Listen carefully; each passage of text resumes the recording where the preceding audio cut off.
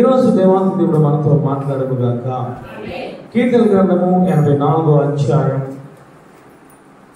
కీర్తనల గ్రంథము 84వ అధ్యాయం 11వ వచనం. దేవుడైన యెహోవా సూర్యుడు కేడుమనై ఉన్నాడు. యెహోవా కృపయు ఘనతయు అనుగ్రహించును. యథార్థంగా ప్రవర్తించు వారికి ఆయన ఏ మేలును చేయక మానడు. హల్లెలూయా. ఈ వాక్యము ఈ నెలంతా మనం ధ్యానం చేయాలి. మన నోటితో మనము పలుకుతూ ఉండాలి. మీరు ఎక్కడ ఉన్నా సరే, వంటగదిలో ఉన్నా, బస్సులో ఉన్నా, లేదా డ్యూటీలో ఉన్నా, లేదా పొలంలో ఉన్నా సరే, మీరేం చేయాలంటే యథార్థంగా ప్రవర్తించే వారికి ఆయన ఏ మేలును చేయక మానడు. ఇది నోటి నుంచి మీరు రోజుకి ఒక 500 సార్లు మీరు పలకాలి. హల్లెలూయా. ఇది పలుకుతూ ఉంటే దేవాంతి దేవుడు మేలులు మన మీద కురిపించడానికి అవకాశం ఉంది. విని వెళ్ళిపోవడం కాదు, అందరూ పలకాలి. ఒకసారి మళ్ళా వెనకాల చెప్పండి. యథార్థంగా ప్రవర్తించే వారికి ఆయన ఏ మేలును చేయక మానడు. హల్లెలూయా. అయినంటూ ఉన్నారు, యథార్థంగా ప్రవర్తించే వారికి ఏ మేలు చేయక మానడు. ఏమిటయ్యా మేలు అని అంటే పైన రాయడం జరిగింది. యెహోవా సూర్యుడును కేడెమునై ఉన్నాడు. మొట్టమొదటి దేవుని ఏమిటంటే కేడెముగా ఉంటారంట, అండగా ఉంటారు, ఒక కొండగా ఉంటారు. ఆయన ఒక బలమైన కేడెముగా ఉంటారు. రెండవదిగా ఆయన అంటూ ఉన్నారు యెహోవా కృపయు, రెండవది మాట కృప కలిగి ఉంటారు. మూడవది ఏమిటంటే ఘనతను అనుగ్రహిస్తారు. ఎవరికయ్యానంటే యథార్థముగా ప్రవర్తించే వారికి మాత్రమే ఆయన అంటూ ఉన్నారు ఈడముగా ఉంటారు. రెండవదిగా అంటూ ఉన్నారు నేను ఈ నెలంతా నీకు కృప చూపిస్తాను. మూడవదిగా అంటూ ఉన్నారు ఏమిటనంటే ఘనతను మీకు ఇస్తాను. హల్లెలూయా. ఎన్ని విషయాలు యథార్థంగా ఉంటే మనం ఈ నెలంతా దేవాంత దేవుడు మనకి ఇచ్చేది ఎన్ని విషయాలు? 3 విషయాలు చెప్పాలి. 1, 2, 3 ఘనత. ఎవరికయ్యానంటే యథార్థముగా ప్రవర్తించే వారికి. ఈ నెలంతా మీరు యథార్థంగా ఉండాలి. యథార్థంగా అంటే మనలో ఏ విషయంలోనూ కూడా కపటం అనేది మన జీవితంలో ఉండడానికి వీలులేదు. నీ ప్రాణము పోయిన అబద్ధం ఆడకూడదు. హల్లెలూయా. హల్లెలూయా. యథార్థత కలిగి ఉండాలి. ప్రతి విషయంలో యథార్థత కలిగి ఉండాలి. చూపులో యథార్థత, మాటలో యథార్థత, నీ నడతలో యథార్థత, ప్రతి విషయంలో కూడా యథార్థతగా మనమందరం ఉండి చూస్తే దేవాంత దేవుడు ఏ విధంగా నేను దీవిస్తాడో ఆయన నిరూపించుకుంటారు. హల్లెలూయా. యథార్థత. అందుకే అంటూ ఉన్నారు యథార్థంగా జీవించే వారికి ఏ మేలు కూడా, అంటే నువ్వు ఏదైతే అడుగుతూ ఉన్నావో ఈ భూలోక సంబంధించిన మేలు అయినా పరలోక సంబంధించిన మేలు అయినా సరే ఆయన నింపే దేవుడు. హల్లెలూయా. ఎప్పుడయ్యా? యథార్థం నీలో ఉన్నప్పుడు, నువ్వు యథార్థంగా నువ్వు జీవించినప్పుడు, యథార్థంగా నువ్వు నడిచినప్పుడు, నీ మాటల్లో యథార్థత ఉన్నప్పుడు ఆయన అంటూ ఉన్నారు నువ్వేది అడిగితే అది నేను ఇస్తాను. ఏమిటయ్యానంటే మొట్టమొదటి నీకు కేడముగా ఉంటాను, రెండవదిగా నీకు కృప చూపిస్తూ ఉంటాను, మూడవదిగా ఆయన అంటూ ఉన్నారు నీకు ఘనతనిచ్చి అభివృద్ధినిస్తాను. హల్లెలూయా. హల్లెలూయా. ఈ 3 మనకి కావాలంటే మనం చేయవలసింది ఒకటే, యథార్థముగా ఉండాలి. అసలు యథార్థం అంటే ఏమిటయ్యానంటే కీర్తన గ్రంథము 15వ అధ్యాయం 2వ వచనం. యథార్థమైన ప్రవర్తన కలిగి నీతిని అనుసరించుచు హృదయపూర్వకముగా నిజము పలుకువాడే. హల్లెలూయా. యథార్థమైన ప్రవర్తన కలిగి అనంటే నీలో ఎటువంటి కపటం లేకుండా ఏది చేయాలంటే నీతిని అనుసరించాలి. నీతి అనగా దేవాంత దేవుని యొక్క స్వరం, నీతి అనగా దేవాంత దేవుని యొక్క వాక్యమును అనుసరిస్తూ ఏమి చేయాలనంటే హృదయపూర్వకముగా నిజము పలుకువాడే. నీ జీవితంలో నిజం అనేది ఉండాలి. హల్లెలూయా.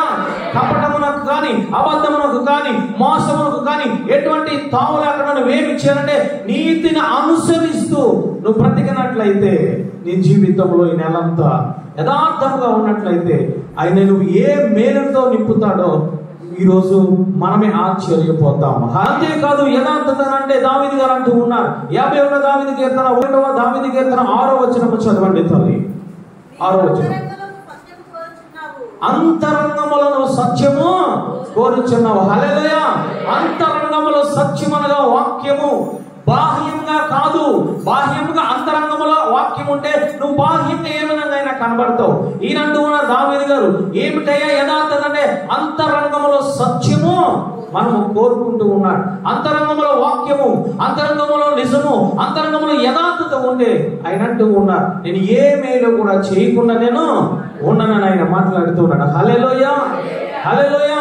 మొట్టమొదటిది కేడముగా ఉంటారు, రెండవదిగా కృప చూపిస్తారు, మూడవదిగా ఆయన ఘనతనిస్తారు. హల్లెలూయా.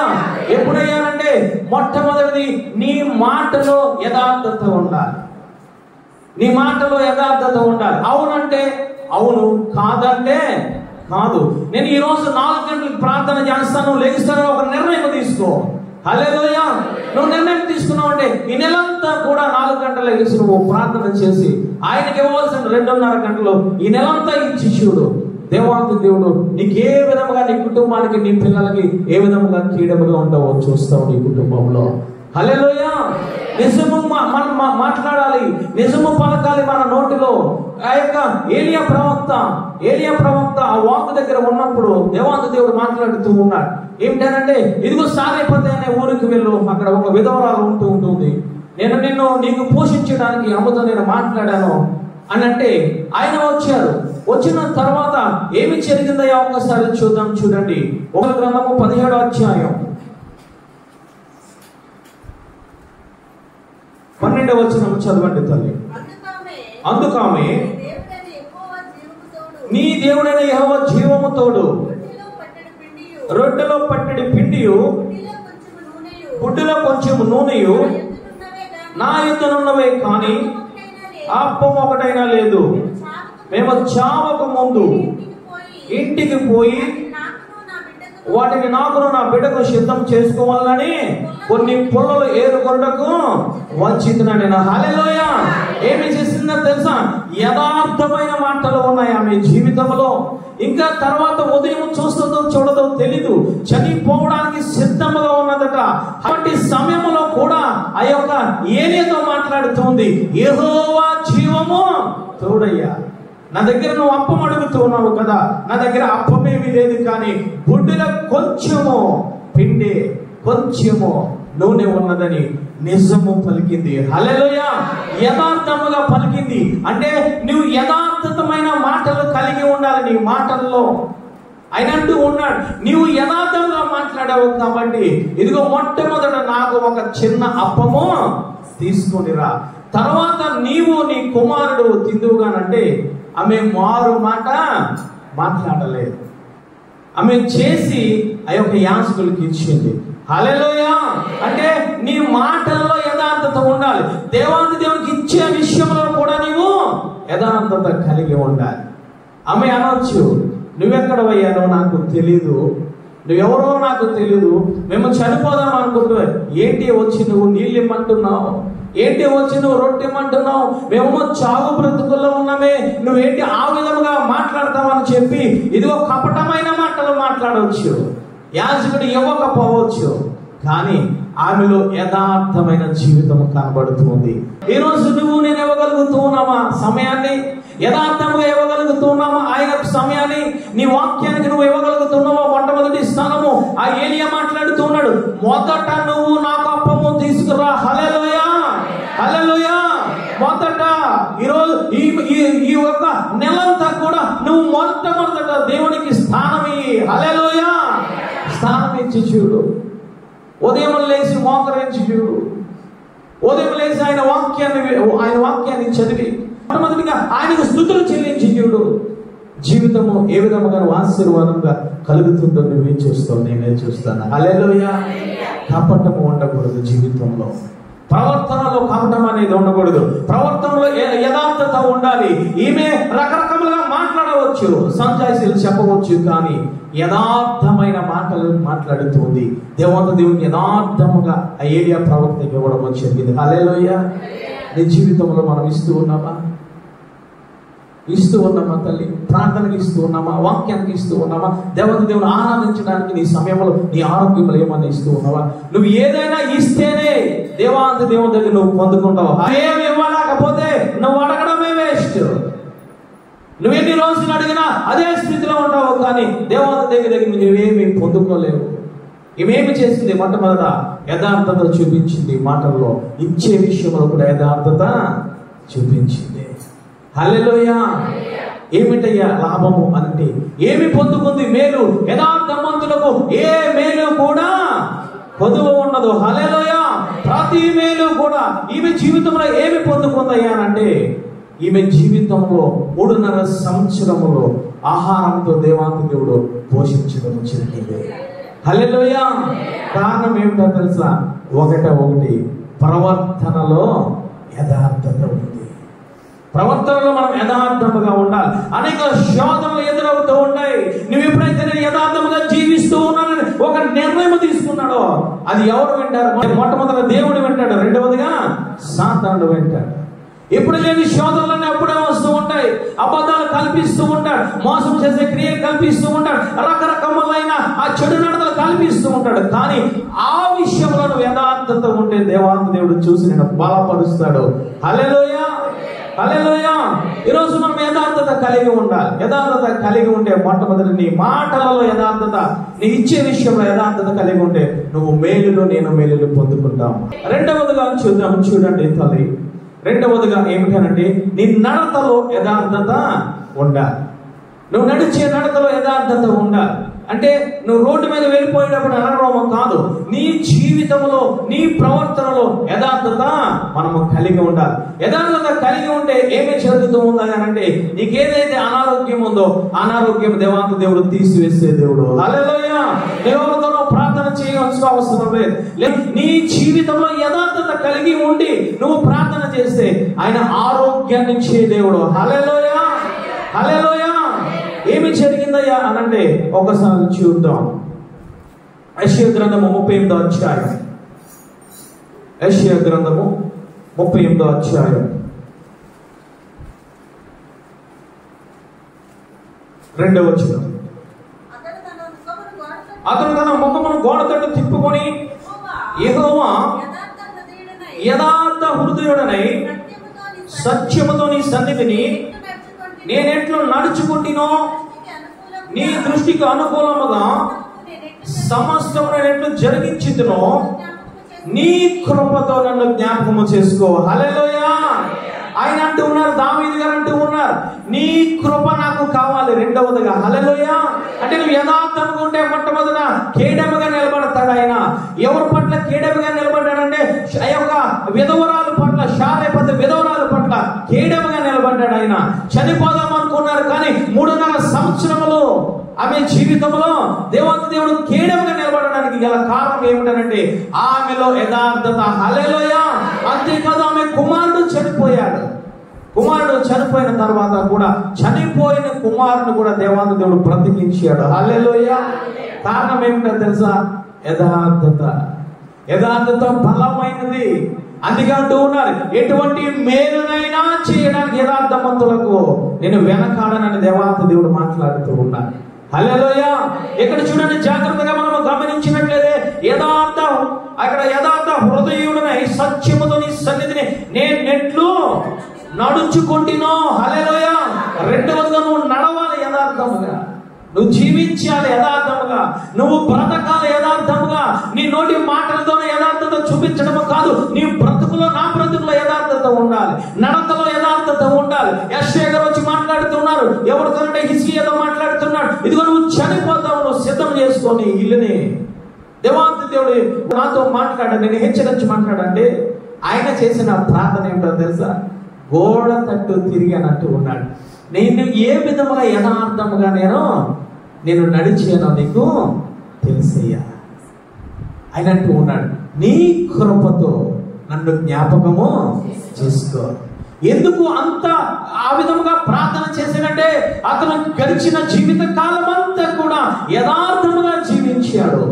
కపటము లేదు, యథార్థమైన బ్రతుకులు ఉన్నాయి. కాబట్టి ఆ యథార్థతను జ్ఞాపకము చేసుకో, తర్వాత నీ కృపను జ్ఞాపకం చేసుకో. అతను జీవించింది యథార్థత, దేవాది దేవుని దగ్గర నుంచి వచ్చేది కృప. హల్లెలూయా. అంటే నువ్వు యథార్థముగా ఉంటే రెండవదిగా నీ జీవితంలోకి, నా జీవితంలోకి వచ్చేది కృప. ఆయన అంటూ ఉన్నారు, ఆయన కేడముగా ఉంటాను, రెండవదిగా నేను కృపను చూపిస్తాను. ఏమిటయ్యా ఈ కృప అంటే, దేవాది దేవుడు నిన్ను ఇంకా రక్షించడమే కృప. హల్లెలూయా. నిన్ను మేలులతో నింపడమే కృప. ఈరోజు నీకు ఆరోగ్యం లేదా, అనారోగ్యముగా ఉందా, యథార్థంగా జీవించి నెలంతా యథార్థంగా ఆయన గోడ తట్టుకు తిరిగినట్లు హిజ్కియా, నువ్వు దేవాది దేవుని సన్నిధికి తిరుగు, దేవాది దేవుని మందసము వైపు తిరుగు, దేవాది దేవుని యొక్క వాక్యము వైపు తిరుగు, ప్రార్థన చేయి కన్నిటితో. ఆయన కృప నీకు వచ్చి నీకు ఆరోగ్యాన్ని ఇచ్చే దేవుడు. హల్లెలూయా. నీ కుటుంబంలో ఆరోగ్యం లేదా, యథార్థంగా జీవించండి. కుటుంబం అంతా యథార్థముగా ఉండి ఆయన వైపు తిరగండి, యథార్థముగా నడుస్తూ ఆయన వైపు తిరగండి. ఆరోగ్యముతో నింపే దేవుడు. హల్లెలూయా. మొట్టమొదటిగా యథార్థవంతులకు కేడెమనై ఉంటానన్నాడు ఆయన. రెండవదిగా యథార్థవంతులకు కృపను చూపిస్తానన్నాడు ఆయన. మూడవదిగా ఏమిటయ్యానంటే ఘనతను ఇస్తాను. హల్లెలూయా. ఆయన ఘనతను ఇచ్చే దేవుడు తల్లి ఆయన.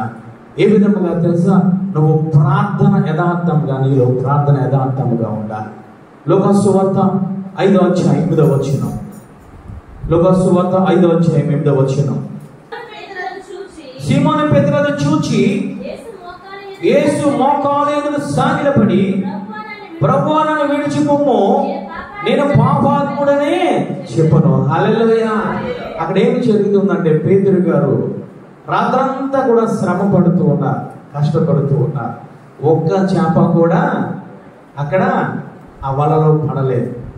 ఇంకా ఒడ్డుకు వచ్చి ఆ వల అంతా శుభ్రం చేసుకుంటూ ఉన్నారు. అలాంటప్పుడు యేసయ్య వెళ్ళంటూ ఉన్నారు, కొద్దిగా లోపలికి నడిపించు, కొద్దిగా లోపలికి నడిపించాడు. నడిపించిన తర్వాత అంటూ ఉన్నాడు, ఈసారి నువ్వు వలవే.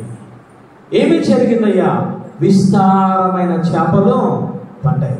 ఎన్ని అంటే 2 పడవలు. 2 పడవల నిండా కూడా వల పిగిలిపోయినట్లు ఆ యొక్క చేపలు పడ్డాయి. గల కారణం ఏమిటో తెలుసా? ఆయన ఒక ప్రార్థన చేస్తూ ఉన్నాడు, యథార్థమైన ప్రార్థన చేస్తూ ఉన్నాడు. అయ్యా, నేను పాపాత్ముడిని, నన్ను నువ్వు విడిచి వెళ్ళిపో. ఏమి ప్రార్థన అయ్యా అంటే యథార్థమైన ప్రార్థన చేస్తూ ఉన్నాడు పేతురు గారు. హల్లెలూయా. హల్లెలూయా. కపటము పెట్టుకోలేదు ఆయన.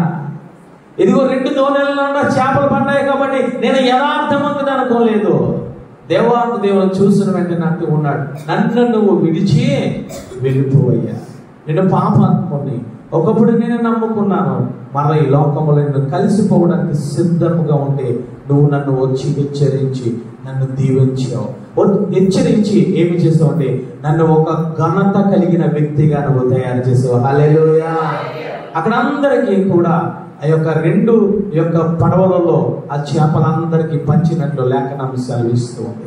అంటే ఆ యొక్క పేతుని దేవాది దేవుడు ఒక ఉన్నతమైన స్థానంలో ఉంచడం జరిగింది. కారణం ఏమిటి అంటే యథార్థమైన ప్రార్థన కలిగి ఉండాలి.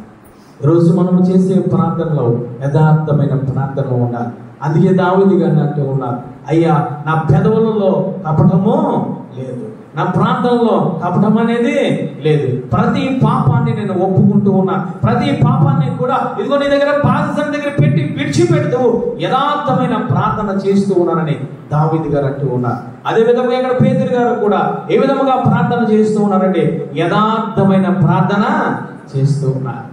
మొట్టమొదటిది ఏమిటయ్యానంటే ఆయన కేడముగా ఉండే దేవుడు, రెండవదిగా ఆయన కృపతో నింపే దేవుడు, మూడవదిగా ఆయన ఘనతనిచ్చే దేవుడు. హల్లెలూయా. హల్లెలూయా. ఎందుకయ్యా అనంటే ఒకటి కారణము యథార్థత. అనండి ఒక్కసారి అందరూ, యథార్థత. హల్లెలూయా. యథార్థవంతులకు చెప్పండి, యథార్థవంతులకు ఏ మేలు కూడా చేయకుండా ఉండరు. హల్లెలూయా.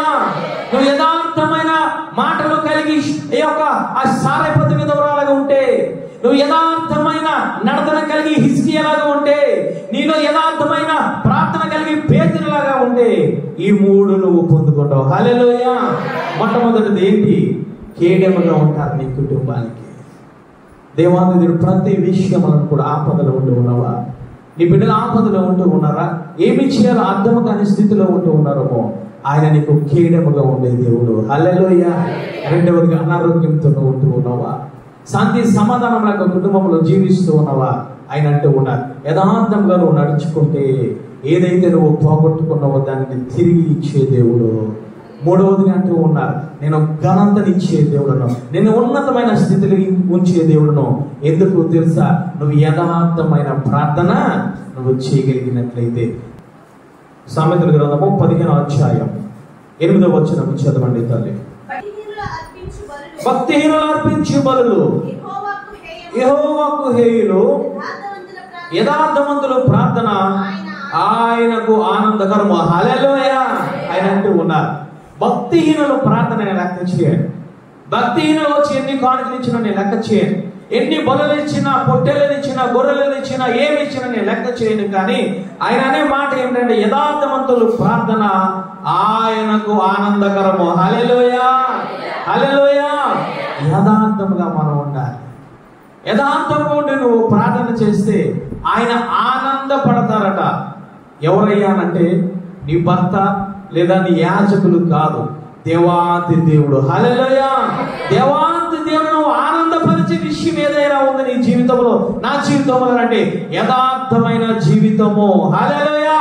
యథార్థంగా జీవిస్తే చాలు. నువ్వు నోరు తెరిచి ఒక్క మాట మాట్లాడితే చాలు. హిజ్కియావలే గోడ తట్టు తిరిగి, అయ్యా నన్ను ఒక్కసారి జ్ఞాపకము చేసుకో అంటే చాలు. ఆయన జ్ఞాపకము చేసుకునే దేవుడు. కారణం ఏమిటో తెలుసా? యథార్థత, యథార్థత, యథార్థత చూస్తూ ఉన్నాడు ఆయన. యథార్థతలో యథార్థవంతులు నోరు విప్పితే ఆయన ఆనందపడతాడట. హల్లెలూయా. నీతిని అనుసరించు వారిని ఆయన ప్రేమించును. నీతిని అనుసరించడం అంటే యథార్థముగా జీవించడము. యథార్థముగా నువ్వు జీవిస్తే ఆయన అంటూ ఉన్నారు, మొట్టమొదటిగా నిన్ను నీ యొక్క ప్రార్థన ఆనందకరముగా చేయడమే కాదు, ఆయన్ని సంతోష పెట్టడమే కాదు, ఆయన తిరిగి నిన్ను ప్రేమించే దేవుడు. హల్లెలూయా. యథార్థముగా ఉంటే నువ్వు ఆయన్ని సంతోషపడతావు, దేవుని సంతోష పెడతావు. ఆయన నిన్ను ఏమి చేస్తారో తెలుసా? ఆ సంతోషములో నిన్ను నన్ను ప్రేమించే దేవుడు. హల్లెలూయా. ఆయన ప్రేమ ఉంటే ఎంత గొప్పది తల్లి. ఆయన నిన్ను ప్రేమిస్తే నువ్వేదడిగినా సరే ఆయన ఇచ్చే దేవుడు. అందుకే ఆ యొక్క దావీదు గారు అంటూ ఉన్నారు, యథార్థవంతులకు ఏ మేలు కూడా నేను చేయకుండా నేను ఉండలేను. కారణం ఏమిటో తెలుసా? నువ్వు యథార్థంగా నోరిపితే, నువ్వు యథార్థంగా వాక్యము చదివితే, నువ్వు యథార్థంగా ఆరాధించగలిగినట్లయితే ఆయన నువ్వు సంతోష పెడతావు. హల్లెలూయా. హల్లెలూయా. ఆయన నువ్వు సంతోష పెడితే ఆయన నీకు ఇచ్చే బహుమానం ఏంటంటే నిన్నే, నీ కుటుంబాన్ని ప్రేమిస్తాడు ఆయన. ప్రార్థన చేసుకుందాం, ప్రార్థన చేసుకుందాం. ఈ నెల వాగ్దానము, యథార్థవంతులకు ఏ మేలు కూడా చేయకుండా ఆయన ఉండలేడు.